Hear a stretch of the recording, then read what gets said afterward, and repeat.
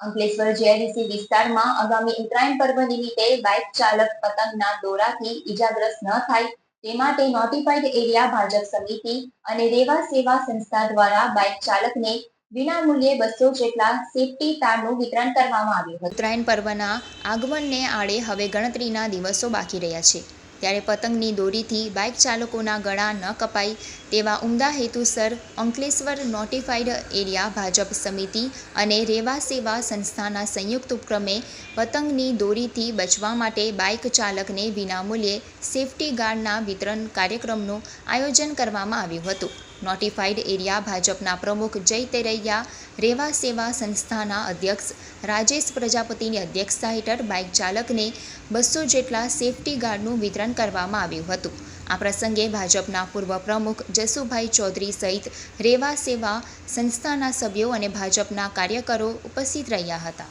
રોજ Ankleshwar GIDC notified area વિસ્તારમાં રેવા સેવા તેમજ ભારતીય જનતા પાર્ટીના